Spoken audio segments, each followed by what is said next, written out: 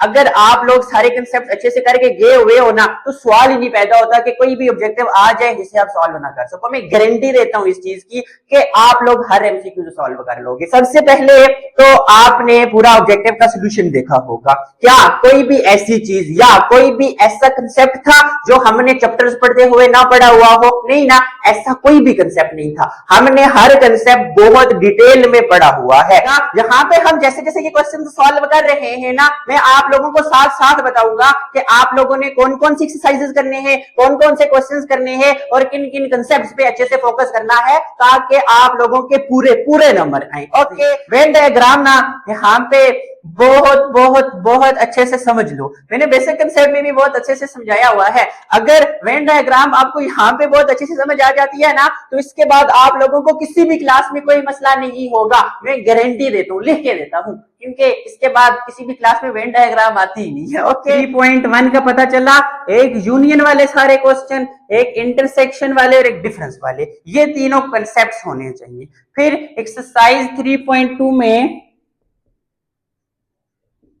वो आपने सारी ही करनी है। उसमें यूनियन इंटरसेक्शन डिफरेंस वाले कंसेप्ट भी है, ये वाले कंसेप्ट भी हैं, वेन डायग्राम वाले लाजमी करने हैं। याद रखना जरूरी नहीं ये शॉर्ट में हो, ये वेन डायग्राम समटाइम लॉन्ग में भी आ जाती है। याद रखना पूरे 8 नंबर की, 8 नंबर का ये कंसेप्ट। अस्सलाम वालेकुम, हेलो एवरीवन, क्या हाल है सबका? उम्मीद है कि सब बहुत अच्छे से होंगे और बहुत ही अच्छे तरीके से अपने पेपर्स की तैयारी भी कर चुके होंगे। तो आज हम मॉडल पेपर का सेक्शन बी स्टार्ट करने जा रहे हैं। तो सेक्शन बी स्टार्ट करने से पहले जो सेक्शन ए जिसकी वीडियो हमने अपलोड कर भी दी हुई है वो एक बार फिर रिपीट कर देता हूं। देखो, सबसे पहले तो आपने पूरा ऑब्जेक्टिव का सॉल्यूशन देखा होगा। क्या कोई भी ऐसी चीज या कोई भी ऐसा कंसेप्ट था जो हमने चैप्टर्स पढ़ते हुए ना पढ़ा हुआ हो? नहीं ना, ऐसा कोई भी कंसेप्ट नहीं था। हमने हर कंसेप्ट बहुत डिटेल में पढ़ा हुआ है। ओके, क्लियर है। फिर आपने ये भी देखा होगा कि कोई भी ऑब्जेक्टिव, कोई एक भी एमसीक्यूज ऐसा नहीं था जो आपकी एक्सरसाइज में से पूछा हुआ हो। ओके, इसकी एक रीजन ये भी है कि ये जो मॉडल पेपर है ना, ये वही मॉडल पेपर है जो पिछले साल फेडरल बोर्ड वालों ने भी जारी किया था। ओके, इन्होंने थोड़ा सा भी चेंज नहीं किया, सारे का सारा वही पेपर दिया हुआ है। तो उसमें क्या चेंज होगा? इसीलिए भी सारे ऑब्जेक्टिव अनसीन है, आपकी बुक में से नहीं है।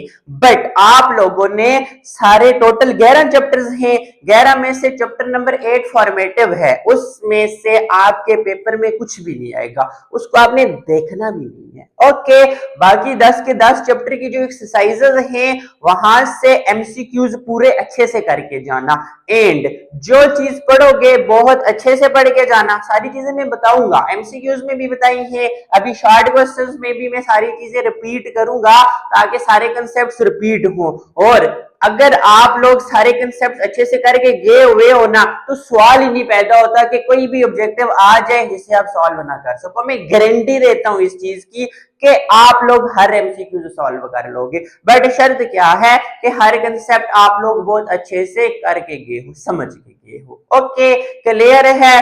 जरूरी नहीं कि सारे एमसीक्यूज बुक से ही आएंगे, अनसीन आ सकते हैं, बट आप लोगों ने वो बहुत अच्छे से करके जाने हैं। एक चैप्टर नहीं है, बाकी 10 चैप्टर्स हैं, तो उसके एमसीक्यूज आपने करके जाने हैं। एंड यहाँ पे इन 15 ऑब्जेक्टिव में कोई भी एमसीक्यू चैप्टर 7 का नहीं है, एक भी एमसीक्यू 7 से नहीं आया था। तो आपने चैप्टर 7 बहुत इंपॉर्टेंट चैप्टर है। ओके, इसके एमसीक्यूज करके जाने जो एक्सरसाइज में है। ओके, क्लियर है। ये सारी कहानी थी किसकी बच्चों? सेक्शन ए, जिसमें हमारे पास 15 एमसीक्यूज थे। तो उनके रिलेटेड आपको सारी बातें अच्छे से समझ आ गई होंगी। तो अब हम क्या स्टार्ट करते हैं जी? Section B. Section B start करते हैं जी। सेक्शन बी आपके पास कितने मार्क्स का होगा बच्चों? 36 मार्क्स का। एंड इन 36 मार्क्स में आपने 9 शॉर्ट क्वेश्चंस अटेम्प्ट करने होंगे, हर क्वेश्चन 4 नंबर का, तो 9 into 4 कितने नंबर के हो जाएंगे बच्चों? 36 नंबर के। ओके, क्लियर है। पेपर पैटर्न का तो आपको पता ही है कि शॉर्ट क्वेश्चन जैसे क्वेश्चन नंबर टू में सारे शॉर्ट क्वेश्चन होंगे। इसका फर्स्ट पार्ट जैसे यहाँ पे दिया हुआ है और इसके साथ एक और दिया हुआ है, इन दो में से आपको एक लाजमी करना होगा। इसी तरह पार्ट टू में भी यही सिचुएशन, एक क्वेश्चन और दूसरा क्वेश्चन, इनमें से आपको एक करना होगा। इस तरह आपके पास 9 क्वेश्चंस क्या होंगे बच्चों, गिवन होंगे। ओके, तो इन दो में से भी एक, इसी तरह तीसरा क्वेश्चन जो होगा उसमें भी दो में से एक, चौथे में भी, पांचवें में भी, छठे में से भी, सातवें में से भी, आठवें में से भी और नौवें में से भी। तो इस तरह आपको कितने क्वेश्चंस अटेम्प्ट करने पड़ेंगे बच्चों, 9 क्वेश्चंस। और 9 क्वेश्चंस कितने नंबर के होंगे, 36 नंबर के। ओके, ये बात क्लियर है आप लोगों को। सो एक बात याद रखिएगा, यहाँ पे हम जैसे जैसे ये क्वेश्चन सॉल्व कर रहे हैं ना, मैं आप लोगों को साथ साथ बताऊंगा कि आप लोगों ने कौन कौन सी एक्सरसाइजेस करने हैं, कौन कौन से क्वेश्चंस करने हैं और किन किन कंसेप्ट्स पे अच्छे से फोकस करना है, ताकि आप लोगों के पूरे पूरे नंबर आए। ओके, क्लियर है। इसके बाद मैं एक्स्ट्रा कोई वीडियो नहीं बनाऊंगा जिसमें मैं आप लोगों को बताऊं कि आपने ये करना है। नो, मैं क्वेश्चंस के साथ साथ आपको पूरे चैप्टर की गाइडलाइंस दे दूंगा कि आप लोगों ने ऐसे कंटिन्यू करना है, ऐसे तैयारी करनी है। ओके, क्लियर है। तो सबसे पहले क्वेश्चन नंबर 2 में जो पहला पार्ट है उसमें जो पहला क्वेश्चन है वो ये है। ये आपको देखते ही पता चल रहा होगा कि कौन सी एक्सरसाइज में से है बच्चों, एक्सरसाइज 1.4, चैप्टर नंबर कौन सा हुआ, G1। ऐसा ही है, थोड़ा नीचे कर देते हैं इसको। इसके दो पार्ट से ना, पहला पार्ट तो चैप्टर नंबर 1 से आ गया। ओके, क्लियर है। पहले हम पहला पूरा सॉल्व कर लेते हैं, फिर पहला पूरा चैप्टर आपने कैसे करना है ये चीज देखेंगे, फिर इसके दूसरे पार्ट पे चलेंगे। ओके, क्लियर है। ये क्वेश्चन आप लोगों ने एक्सरसाइज 1.4 में अच्छे से देखे हुए हैं, अच्छे से सॉल्व किए हुए हैं। अगेन एक बार फिर मैं ये क्वेश्चंस आप लोगों को ऐसे सॉल्व करवाऊंगा ताकि आप लोगों के सारे कंसेप्ट्स रिपीट हो जाएं, सारी बातें आप लोगों को अगेन पता चल जाएं जो पहले भी पता है आप लोगों को। ओके, क्लियर है, ताकि ये क्वेश्चंस आप लोगों के गलत ना हो। ओके, चैप्टर नंबर 1 एक्सरसाइज 1.4 में से एक क्वेश्चन लाजमी आएगा, लिख लो। क्लियर है। ओके, सो एक्सरसाइज 1.4 बहुत अच्छे से करनी है, एक एक क्वेश्चन अच्छे से करना है, एक एक क्वेश्चन अच्छे से समझना है, फिर ये क्वेश्चन आपकी एक्सरसाइज का हो ही नहीं सकता। ऐसा ही है, तो ये मैं समझाता हूं आपको ताकि कोई ऐसा क्वेश्चन भी आ जाए आपको सारी टेक्निक्स आती हो कि हम इसको कैसे कैसे पकड़ेंगे, कैसे पूरे 4 नंबर लेंगे। ओके, क्लियर है। तो आ जाओ सोल्यूशन पे। सबसे पहले क्या करेंगे, सॉल्यूशन में सबसे पहले क्या करते होते हैं जी, क्वेश्चन को इसी तरह लिखते हैं, पूरे तरीके के साथ करवा रहा हूं, पेपर में बिल्कुल इसी तरह करना।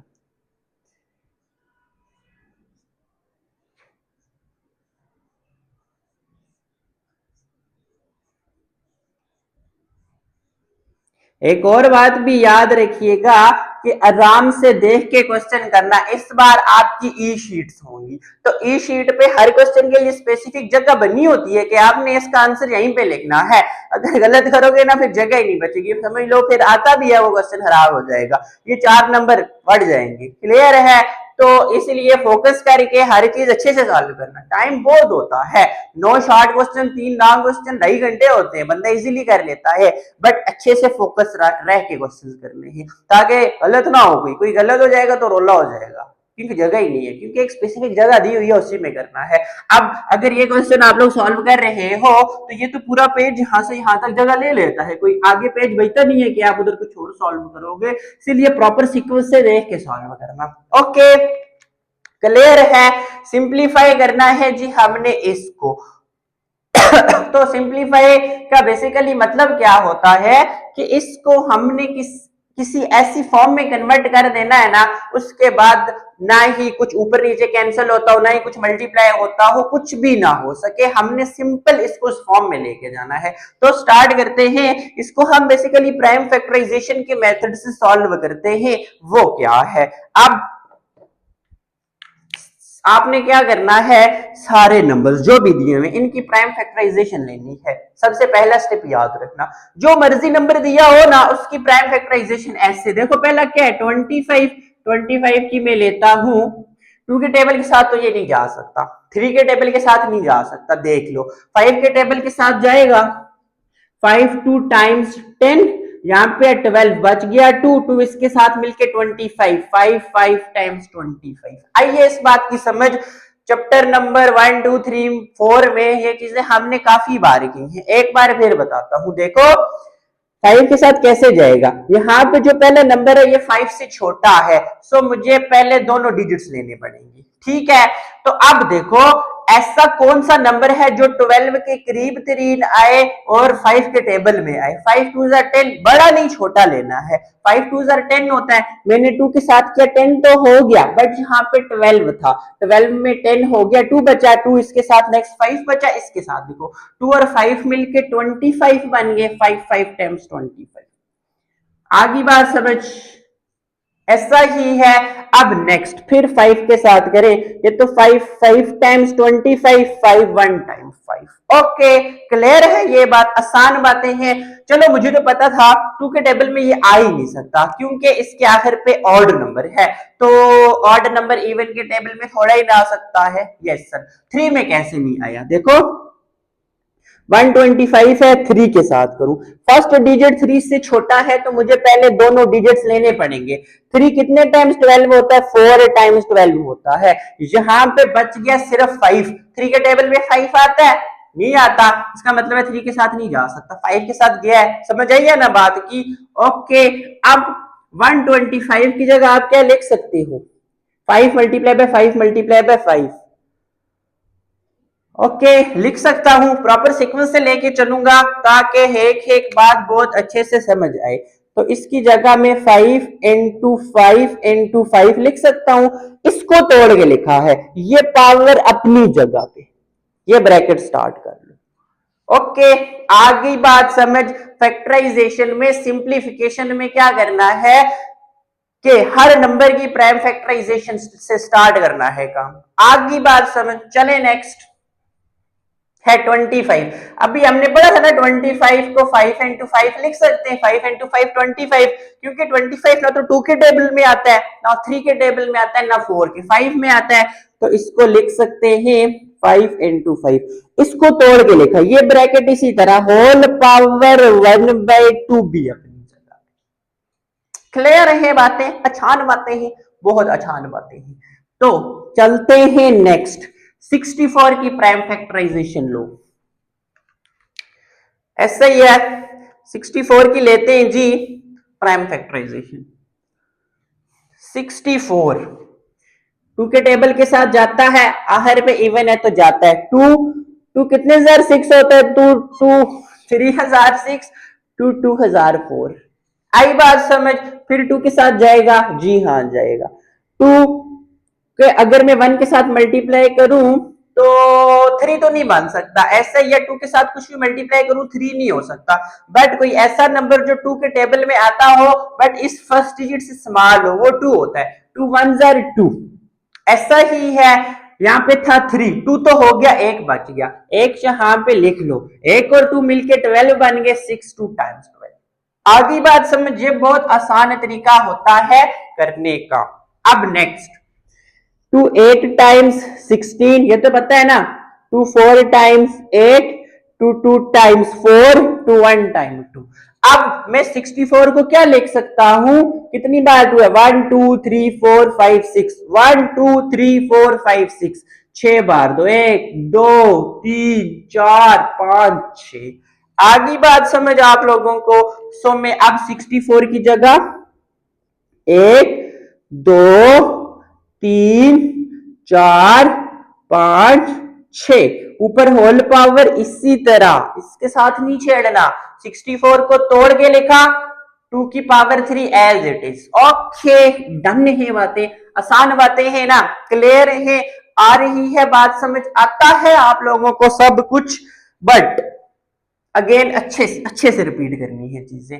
अब आ जाओ नेक्स्ट, नेक्स्ट यहां तक कहानी पूरी होगी। अब 6 पे आओ, 6 को भी तोड़ के लिखना है। 6 2 के साथ 2 3 टाइम्स 6 3 1 टाइम्स 3, तो मैं 6 को 2 इंटू 3 लिख सकता हूं। हाँ जी, 2 इंटू 3। आगे बात समझ। अब नेक्स्ट आ जाओ, इसको ऐसे ब्रैकेट में डाल दो 8 पे। 8 की प्राइम फैक्टराइजेशन हर नंबर की लो। 2 4 टाइम्स 8, 2 2 टाइम्स 2, 2 1 टाइम्स 2। तो 8 की जगह में 1 2 3 3 बार 2 लिख सकता हूं, कोई मसला नहीं है। 1 2 3 होल पावर, इसकी पावर देखो 8 को तोड़ के लिखा, इसकी पावर 2/3 होल पावर -2/3। आगे बात समझ यहां तक आसान बातें हैं। फिर आ जाओ नेक्स्ट। नेक्स्ट क्या कह रहे हैं, एक चीज तो हमने पढ़ी हुई है, आप लोगों को अच्छे से पता भी होगा, अगर बेसिस सेम हो तो पावर ऐड हो जाती है। मतलब 5 इंटू 5 इंटू 5, पावर का मतलब होता है इसके ऊपर एक्सपोनेंट। यहाँ पे क्या पावर है, कुछ भी नहीं है तो 1 होती है। जहां पे कुछ भी नहीं होता वहां पे भैया 1 तो होता है, हर चीज होता है, कोई मसला नहीं। अब ये जो नीचे वाली चीज होती है ना, इसको कहते हैं बेस। क्या कहते हैं जी, बेस। और ऊपर वाली चीज को, ये जो इसके सर पे होती है, इसको कहते हैं पावर। ओके, अगर बेसिस सेम हो तो पावर ऐड हो जाती है। क्लियर है। अब देखो बेसिस सेम पावर ऐड का क्या मतलब, 3 बार 5 था ना, 5 एक बार लिखो। ओके, सारे डिजिट्स 5 है, 5 का मतलब बेसिस सारी सेम है, बेस सारी 5 5 है ना, बेसिस सेम है, एक बार लिखा। पावर z, इसकी पावर 1 है, इसकी भी 1 है, इसकी भी 1 है। पावर z, इसकी 1 प्लस इसकी 1 प्लस इसकी 1, तो 5 की पावर 3 लिख सकता हूं मैं। आई बात समझ आप लोगों को, 5 की पावर 3। अब इसको मैंने 5 की पावर 3 लिखा, whole power as it is, ऐसा ही है। अब फिर basis same, power z 1 plus 1 2, okay, plus अब 2 कितनी बार है, 1 2 3 4 5 6, तो मैं 2 की पावर 6 लिख सकता हूं। गलत बात तो नहीं की मैंने, ठीक किया सारा कुछ। यस। अब देखो इसको मुझे अलग वहां पे लिख के समझाने की जरूरत तो नहीं है ना, क्योंकि कर सकते हो आप लोग ये चीज। वही मैंने बताया कि सारी बेसिस 2 है, 1 2 3 4 5 6।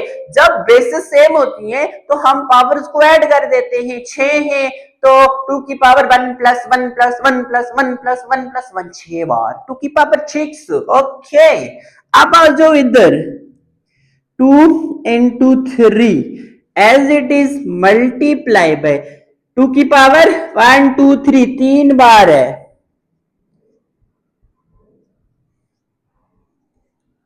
ऐसा ही है। आगे बात समझ यहां तक, कंटिन्यू करें नेक्स्ट। अब लास्ट टाइम जो पहला ऑब्जेक्टिव था वहां पे भी बताया था, 5 की पावर 3 इंटू 1/3 हो या 5 की पावर 3 ऐसे ब्रैकेट डाल के लिखें, एक ही बात होती है। ये पावर्स आपस में मल्टीप्लाई ही होती है, इधर भी यही बात है, मल्टीप्लाई हो रही है। और 3 इंटू 1/3 का क्या मतलब है, इसके डिनोमिनेटर में कुछ भी नहीं है, 1 होगा। जिधर कुछ भी नहीं होता उधर 1 होता है। ओके, जहां पे कोई भी नहीं होता वहां पे अल्लाह ताला की जात होती है। ऐसे ही है, तो 3 इंटू 3 खत्म हो जाता है। इसी तरह मैं 3 इंटू 3 खत्म कर दूंगा, 2 इंटू 2 खत्म कर दूंगा, बचेगा क्या, यहां पे सिर्फ 5 बच गया, इंटू यहां पे भी सिर्फ 5 बच गया, क्योंकि ये पावर खत्म, ये पावर खत्म, प्लस। क्लियर है। इधर आओ, 2 की पावर, अब देखो 6 मल्टीप्लाई हो रहा, पावर में बात कर रहा हूं 2/3 के साथ, इसकी पावर में कुछ भी नहीं है, 1 है।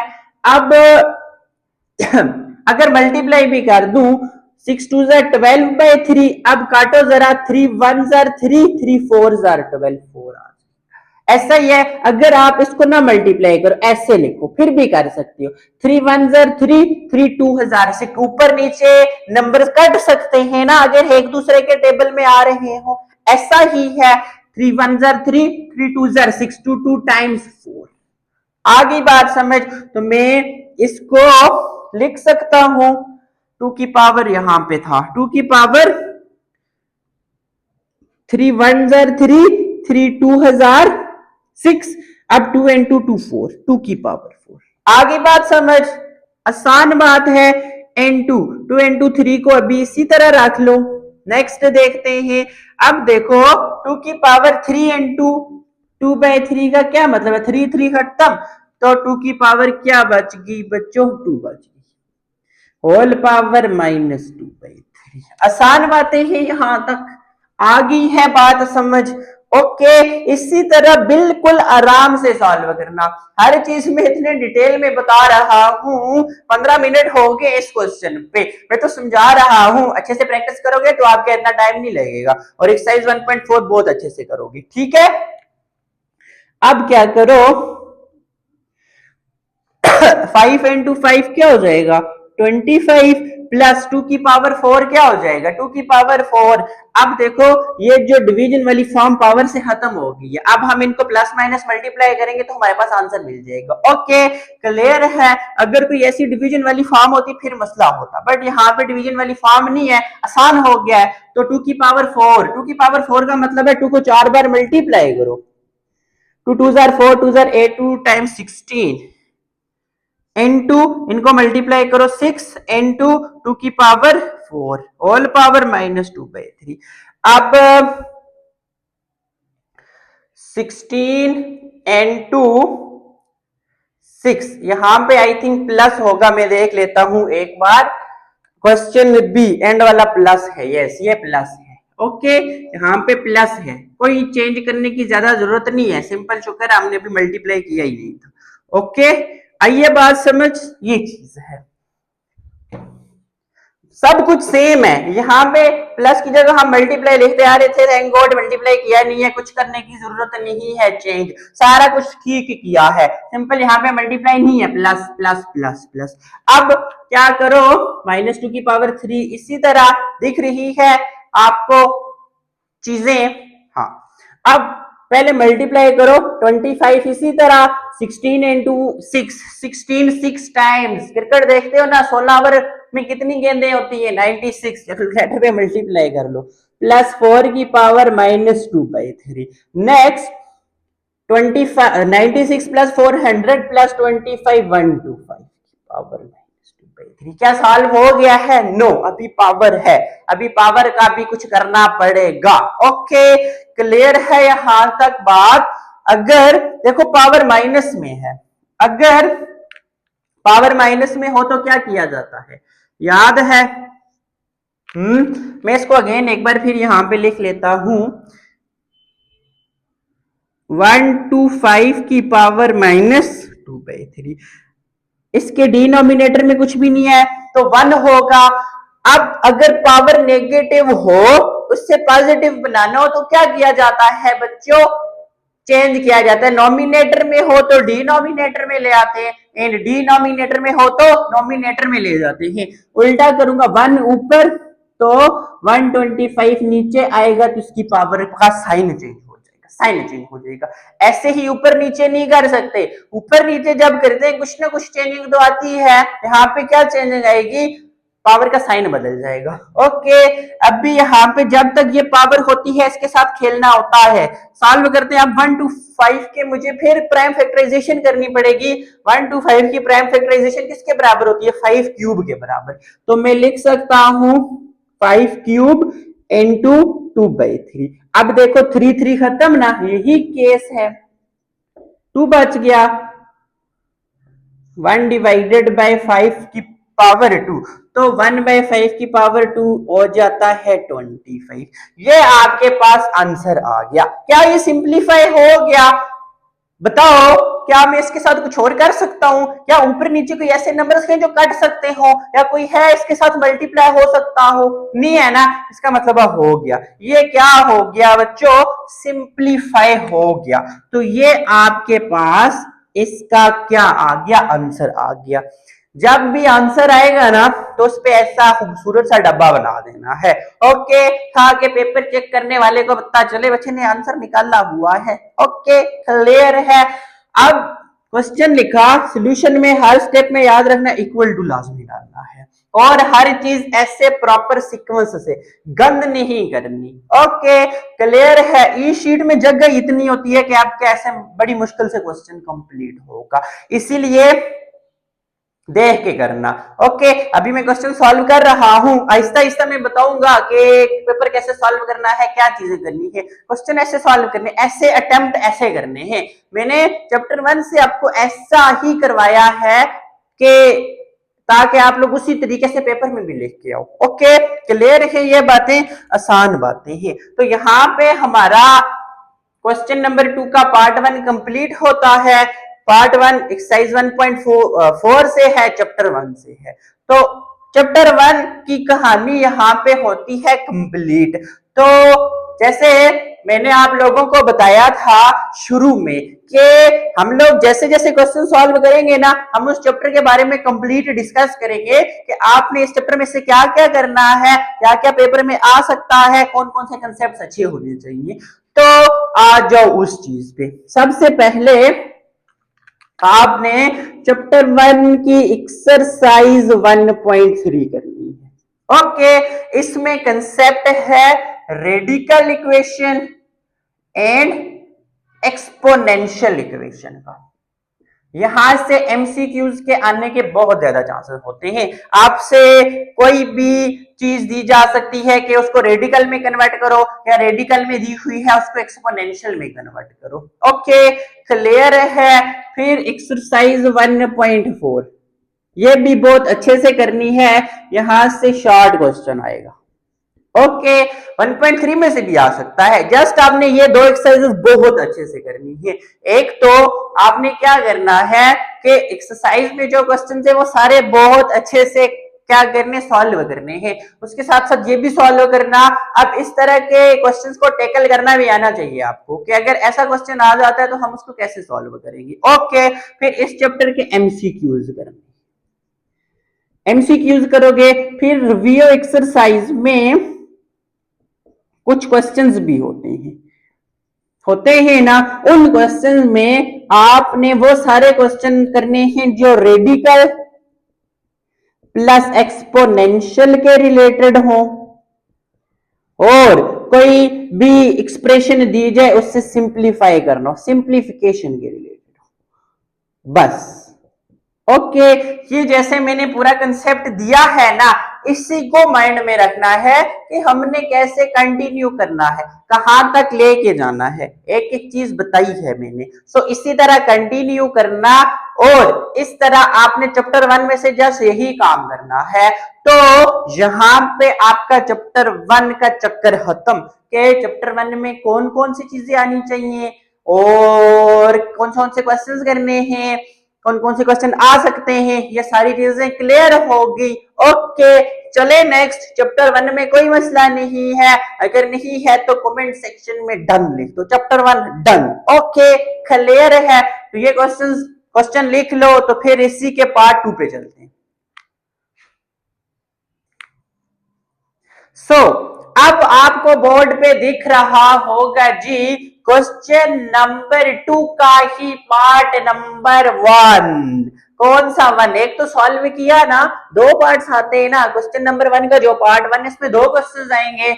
जो पहला क्वेश्चन था वो 1.4 में से था, चैप्टर 1 में से था। अब जो आर के बाद वाला है ये वाला, ये है एक्सरसाइज 3.2 से, चैप्टर नंबर 3 से।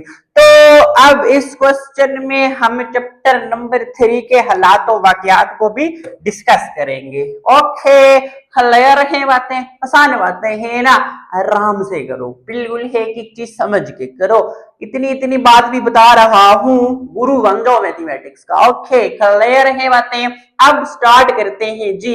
अच्छा सेट वाला काम क्वेश्चन पहले पढ़ लेते हैं। एक सेट x दिया हुआ है, फिर एक सेट y दिया हुआ है, फिर एक सेट z दिया हुआ है। हमें 3 सेट्स दिए हुए हैं। हमने वेन डायग्राम को यूज करते हुए ये चीज प्रूव करनी है। ओके क्लियर है। x intersection y intersection z x union y intersection x union z. Venn diagram ना यहाँ पे बहुत बहुत बहुत अच्छे से समझ लो, मैंने बेसिक कंसेप्ट में भी बहुत अच्छे से समझाया हुआ है।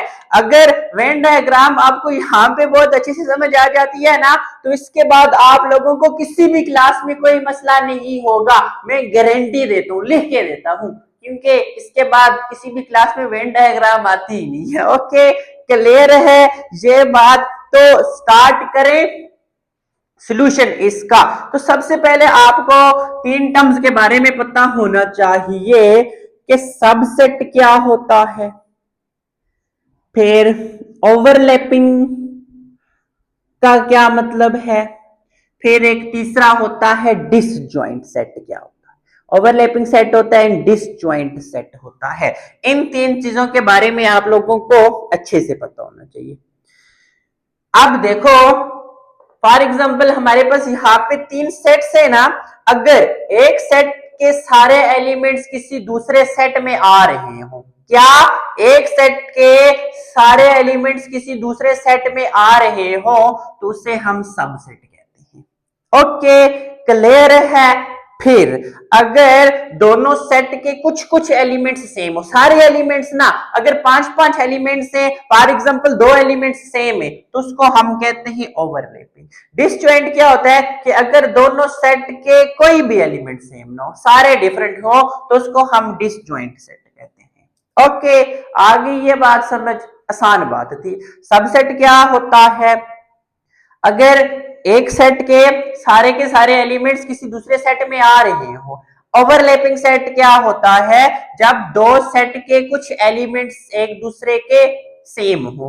फिर डिसजॉइंट सेट क्या होता है? जब दोनों सेट के सारे एलिमेंट्स डिफरेंट होते हैं। ओके, क्लियर है? स्टार्ट करें क्वेश्चन।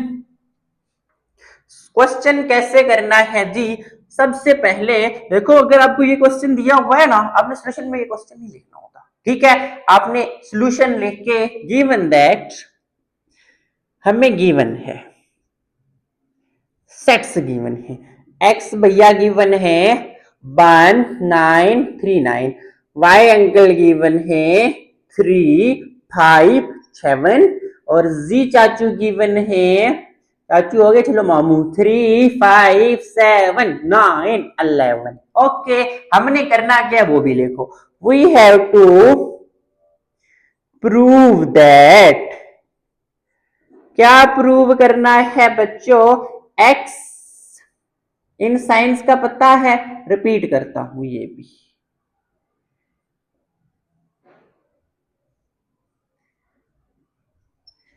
कैसे प्रूव करना है? Using Venn diagram.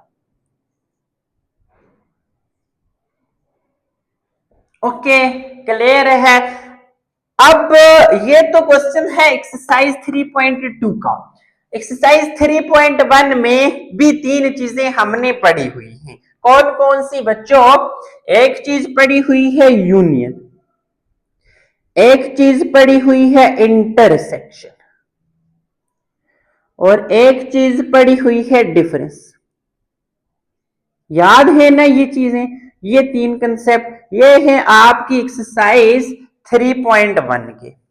कौन सी एक्सरसाइज के रिलेटेड है? 3.1 के। 3.1 से क्वेश्चन नहीं आया हुआ, तो 3.1 में आपने सिर्फ ये तीन कंसेप्ट करने हैं कि हम कोई भी दो तीन सेट्स दिए हो उनका यूनियन कैसे निकालते हैं, कोई भी दो तीन सेट्स दिए उनका इंटरसेक्शन कैसे निकालते हैं, कोई भी दो तीन सेट्स दिए उनका डिफरेंस कैसे निकालते हैं। ओके, अब यूनियन का सिंबल होता है यू, और यूनियन कैसे निकाला जाता है?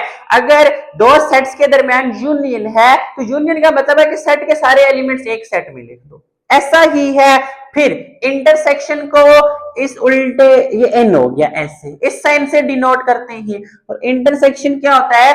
दो सेट में जो कॉमन है वो लिख दो। कॉमन कॉमन कॉमन का मतलब जो, फॉर एग्जांपल एक मैं हूं, एक आप हो। यूनियन का मतलब हमारे पास जो चीजें भी हो वो एक सेट में लिख दो। इंटरसेक्शन का मतलब मेरे और आप में जो कॉमन है वो लिख दो। ओके, तीसरा आता है डिफरेंस। इसको डिनोट किया जाता है या तो ऐसे स्लैश भी डाल सकते हैं और ये माइनस से। ओके, ये कैसे फाइंड किया जाता है? माइनस करने का मतलब होता है फर्स्ट सेट के ऐसे एलिमेंट जो दूसरे में ना हो। हम दो सेट है, मेरी वो सारी चीजें जो आपके पास ना हो। ओके क्लियर है, माइनस कर देना। तो इस तरह हम डिफरेंस फाइंड कर लेते हैं। ओके क्लियर है। 3.1 में आप लोगों को ये चीज आनी चाहिए। एक और चीज होती है कॉम्प्लीमेंट, ऐसा ही है। कॉम्प्लीमेंट को डिनोट किया जाता है, फॉर एग्जांपल एक्स सेट है ना, इसका कॉम्प्लीमेंट या तो ऐसे बार डाली जाती है या तो ऐसे सी। और जब भी एक्स पे कॉम्प्लीमेंट आ जाए, कॉम्प्लीमेंट को खत्म करने के लिए यू माइनस यूज करते हैं, फिर ये जो इनर फंक्शन है एक्स।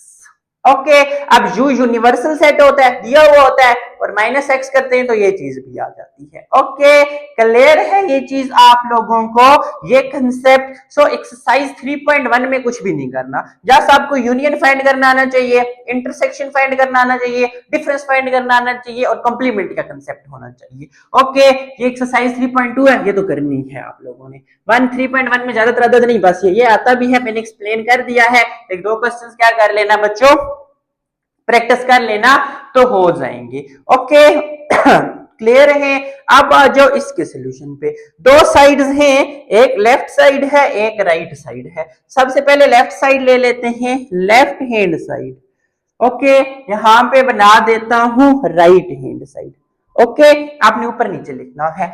अब वेन डायग्राम का मतलब है एक रेक्टेंगुलर बॉक्स, ये ओके ऐसे एक रेक्टेंगुलर बॉक्स बना दो। बड़ा खराब होना है, बड़ा सा अच्छा सा करके बनाते हैं।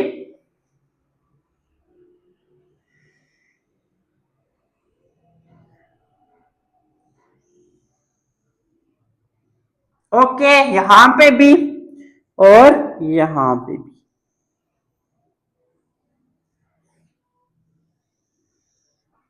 ऐसा ही है। इसमें सबसे पहले यहां पे लिखते हैं यू। यू का क्या मतलब, यूनिवर्सल सेट। ओके मतलब ये एक्स वाई जी है ना, अगर यहां पे कोई यू दिया होता यू सेट, ओके यू में ये सारे एलिमेंट्स आते हैं जो इन तीन सेट्स में आते हो, और एक्स्ट्रा भी हो सकते हैं, जरूरी नहीं है ये सारे हो।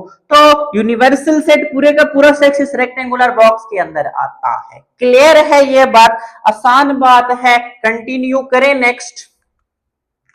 अब हमने तीनों सेट्स को देखते हुए यहां पे इसको शो करना है।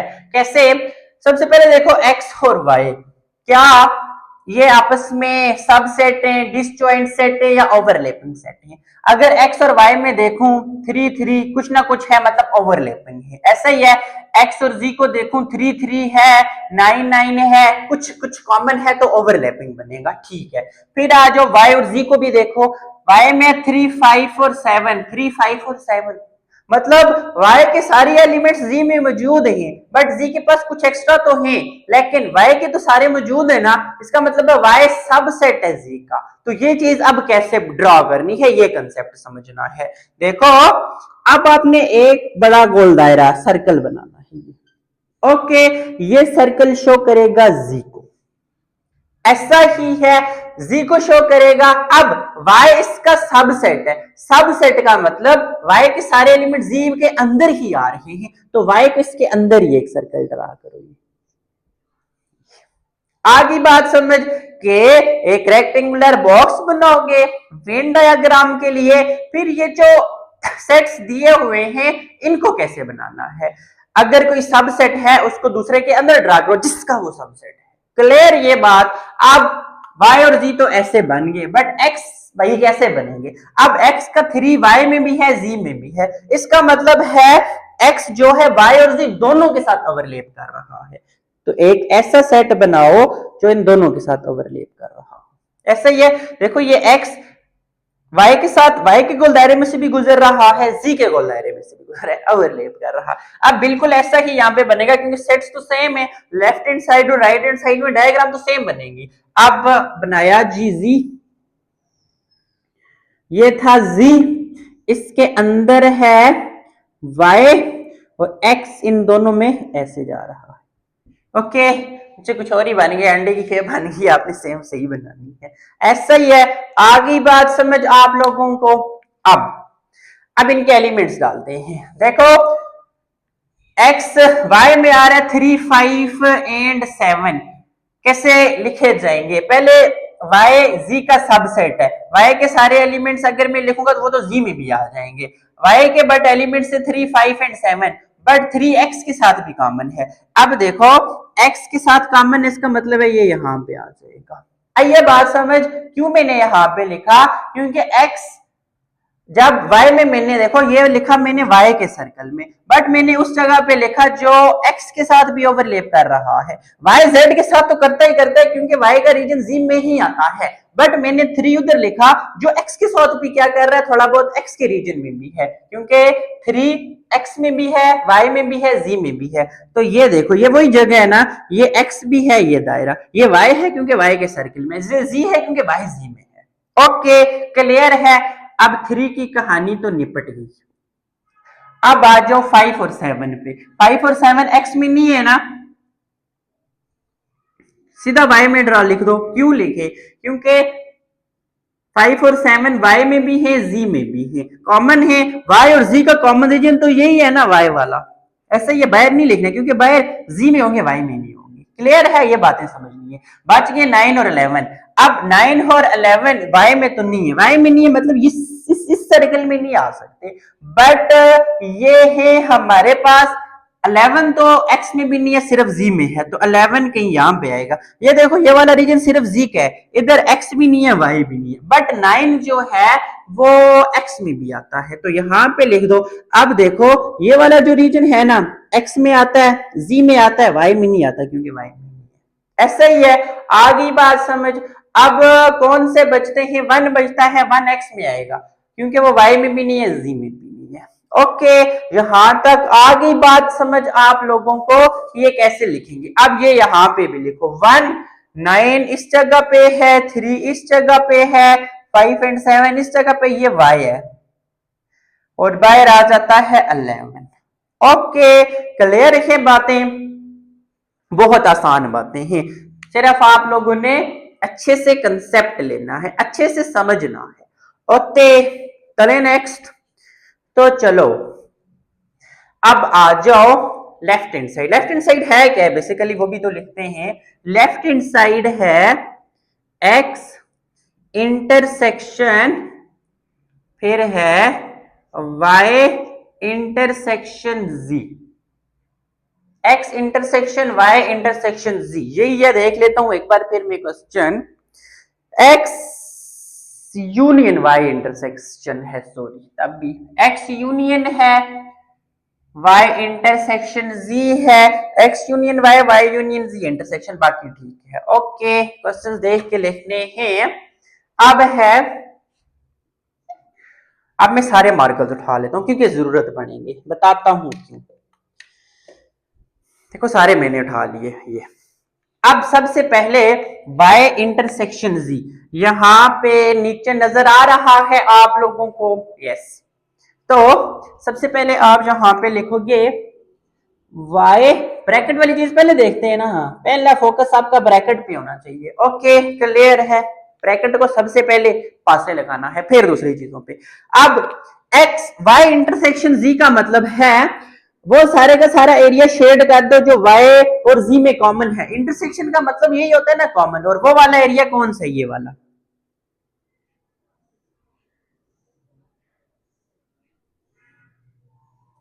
यही वाला है ना। क्यों? क्योंकि यही वाला वो एरिया जो y और z का कॉमन है, ये z है, ये y है, यही तो एरिया होगा ना जो दोनों में है। बाहर वाला तो सिर्फ z में है, वो y में नहीं होगा, ये वाला y में भी है और z में भी है, तो इसको मैंने क्या कर लिया, ये कर लिया। अब आप यहाँ पे आगे लिखोगे भी कि एक बना के कि ये जो लाइंस है ना, ये इसको शो कर रही है। किसको शो कर रही है बच्चों? y इंटरसेक्शन z को। आगे बात समझ आप लोगों को, आसान बातें हैं। फिर नेक्स्ट, अब मैं कौन सी लूं जी, चलो यही ले लेता हूं, ब्लू ले लेता हूं, कोई मर्जी ले लो। एक्स यूनियन, अब देखो ये चीज तो यहां पे आ गई। यूनियन का मतलब है, अब यूनियन का मतलब है वो सारा एरिया शेड करो जो इस पूरे में आ रहा हो, पूरे में। पूरे का मतलब है एक्स यूनियन वाई को भी, एक्स इंटरसेक्शन जी को भी। ये वही वाली लाइंस नहीं डालनी है, अब थोड़ी डिफरेंट डालनी है। ऐसा ही है। अब इसके साथ एक्स का भी पूरा एरिया, यूनियन है ना, यूनियन का मतलब सारा, एक्स का सारा एरिया शेड कर।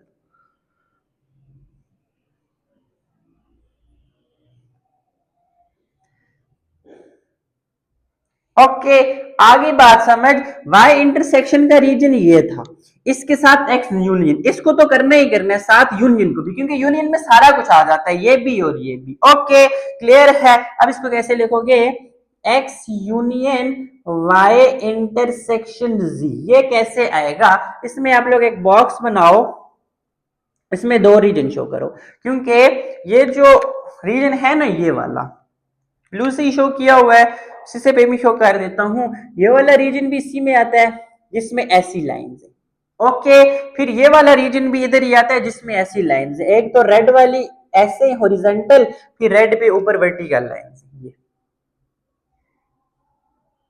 ओके, ऐसे आप लोग शो कर सकते हो। अब जरूरी नहीं ऐसे शो करो, आप लोग लिख भी सकते हो कि ऐसे, कि ऐसी सिंबल डालो, द लाइंस शो द कौन सा रीजन, एक्स इंटरसेक्शन वाई जी रीजन, फिर डालो द, ये वाली लाइंस डालो एंड ये वाली डाल के लिख सकते हो कि ये लाइंस किसको शो कर रही है, इस रीजन को शो कर रही है, जिस तरह मर्जी लिखो, कोई मसला नहीं है। क्लियर है।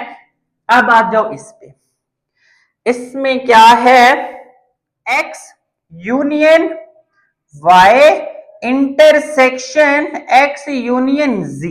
ओके, इसी कंसेप्ट को आपने माइंड में रखना है, वहां पे भी यूज करेंगे, दोनों साइड्स इक्वल आएंगी, मतलब ये जो आपके पास आंसर है ना, ये वाला, उधर भी ऐसा ही रीजन आना चाहिए, ये वाला देखो, ये वाला सारा और ये कॉमन वाला, वहां पे भी फाइनल आंसर यही आना चाहिए, तब भी ये दोनों साइड्स इक्वल आएंगी।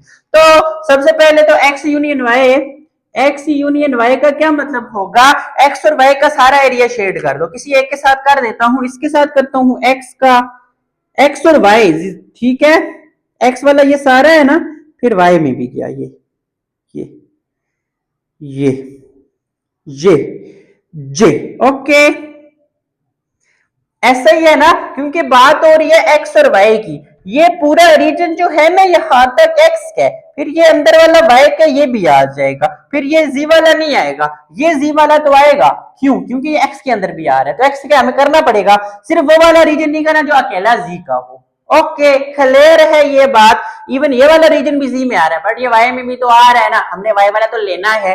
अब ये वाला रीजन भी जी का है, बट ये एक्स में भी तो आ रहा है ना, हमने तो लेना है। अब ये जो अकेला जी वाला, उसके साथ हम नहीं छेड़ते, तो एक्स यूनियन वाई में क्या आएगा, सिर्फ और सिर्फ ये रेड लाइन आ जाए। ओके, क्लियर है, अच्छी अच्छी ऐसे ड्रा कर देनी है। फिर आ जाते हैं वाई यूनियन जी पे, वाई यूनियन जी में कौन सा आ जाएगा, देखो वाई यूनियन जी का मतलब, सॉरी एक्स यूनियन जी, एक्स यूनियन जी का मतलब है एक्स और जी का सारा रीजन, फिर तो वो सारा ही हो जाएगा ना। देखो एक्स और जी का मतलब है एक्स वाला भी सारा, जी वाला भी सारा, वाई उसमें आ रहा है वो भी बीच ही में होगा, क्योंकि वाई जी में ही आ रहा है ना। एक्स और जी का मतलब है जहां पे भी एक्स दिख रहा है और जी दिख रहा है, सारा कुछ कर दो, एक्स दिख रहा है, ये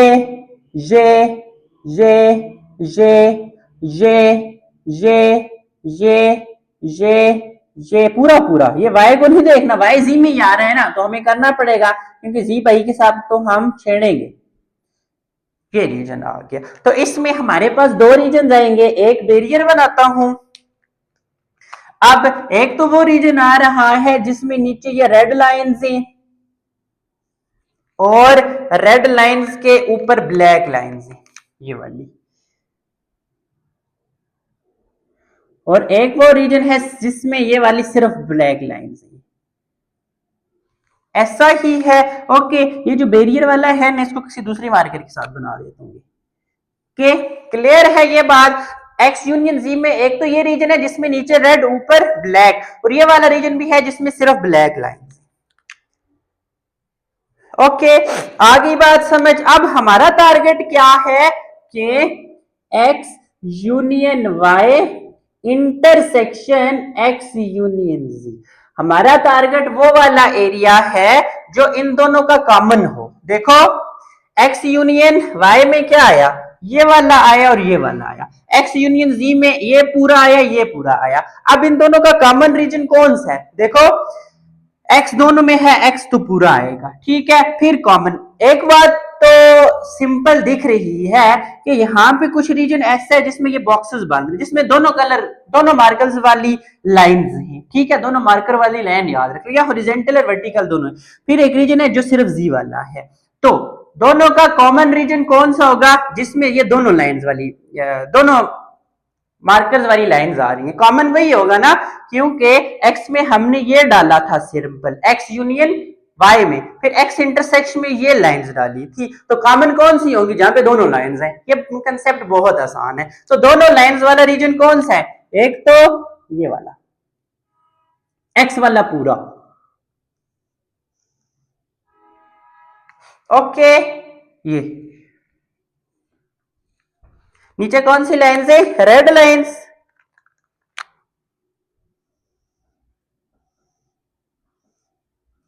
ये हमारे पास देखो रेड लाइंस है ना, यहां तक ऐसे, फिर रेड्स पे जो ब्लैक आ रही है, ये हमारे पास कौन सा रीजन है बच्चों? यही वाला रीजन है। अब देखो यहां पे भी यही वाला रीजन आ रहा था ना, किसी दूसरी रेड, एक ये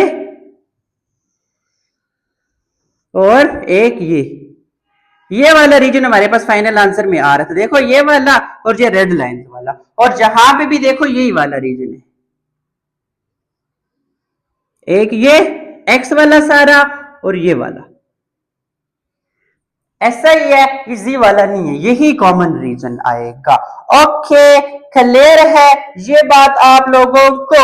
अब आप एंड पे लिख सकते हो कि ये जो मैंने रेड वाला दायरे बनाए हैं ना, द रेड जो हमारे पास सर्कल वाला जो रीजन है shows the common region। Okay, clear है? जैसे मर्जी लिखो, या ये चीजें बना दो, या ये जो आपने एस इस तरह शो करने के बजाय लिख लो कि ये वाला रीजन है, और एंड पे आप लोगों ने ये जो बनाया, फिर ऐसे एक ऐसा एरिया शो करो किसी लाइन के साथ, तो वहां पे लिख दो कि ये जो हमारे पास रीजन है ये दोनों में कॉमन है, so both sides are equal, या हेंस प्रूव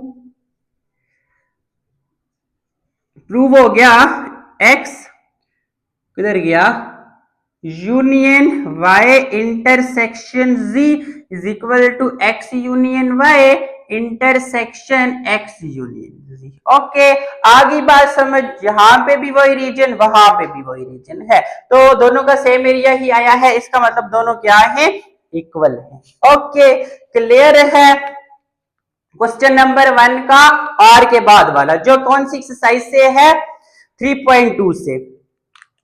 अब चैप्टर नंबर 3 की डिस्कशन करते हैं जी, कि चैप्टर 3 में से आपने क्या क्या करना है। एक्सरसाइज 3.1 का पता चला, एक यूनियन वाले सारे क्वेश्चन, एक इंटरसेक्शन वाले और एक डिफरेंस वाले, ये तीनों कंसेप्ट होने चाहिए। फिर एक्सरसाइज 3.2 में वो आपने सारी ही करनी है, उसमें यूनियन इंटरसेक्शन डिफरेंस वाले कंसेप्ट भी है, ये वाले कंसेप्ट भी हैं, वेन डायग्राम वाले लाजमी करने हैं। याद रखना जरूरी नहीं ये शॉर्ट में हो, ये वेन डायग्राम समटाइम लॉन्ग में भी आ जाती है, याद रखना पूरे 8 नंबर की, 8 नंबर का ये कंसेप्ट आता है। ओके, क्लियर है? सो एक्सरसाइज 3.1 और 3.2 आपने करनी है, एंड इसके बाद जो आपकी एक्सरसाइज है 3.3 ये आप लोगों ने नहीं करनी। ओके, एक्सरसाइज 3.3 देखनी ही नहीं है, 1 2 करो, फिर 3 नहीं करनी। तो क्वेश्चन नंबर 1 तक अभी तक हमारी डिस्कशन सिर्फ 3 तक ही है, 4 में से क्वेश्चन आया हुआ है, वो जब करवाऊंगा फिर बताऊंगा। अभी तक चैप्टर 1 पता चल गया, चैप्टर 1 का सब कुछ डन है। फिर चैप्टर नंबर 3 में 3.1 से 3.3 तक बातें समझ आ गई कि क्या क्या करना है पेपर के लिए। ओके, क्लियर है? अब देखो अभी तक है कि क्वेश्चन किया है, बट वीडियो 45 मिनट से ज्यादा हो गई है, क्योंकि है एक चीज बहुत स्टेप वाइज समझाई है, बहुत आसानी से समझाई है, और चैप्टर्स का भी बताया कि क्या क्या करना है, इसीलिए वीडियो लंबी हो गई है। तो हर वीडियो में एक क्वेश्चन ही सॉल्व करते हैं, ताकि आप लोग भी रोज एक एक क्वेश्चन देख लो। ओके, आप लोगों ने करना क्या है, जब आपकी तैयारी कंप्लीट होगी ना, फिर ये मॉडल पेपर्स वाली वीडियोस देखनी है ताकि आपका सारा कंसेप्ट रिपीट भी हो जाए और आप लोगों को काफी चीजों का आइडिया भी हो जाए। ओके, और जो एक्सरसाइजेस मैं बता रहा हूं ये लाजमी करनी है, इंशाल्लाह आप लोगों के पूरे मार्क्स आएंगे। तो नेक्स्ट वीडियो में 3.2 के 3.2 नहीं, क्वेश्चन नंबर 2 के साथ मिलते हैं। तब तक के लिए अल्लाह हाफिज।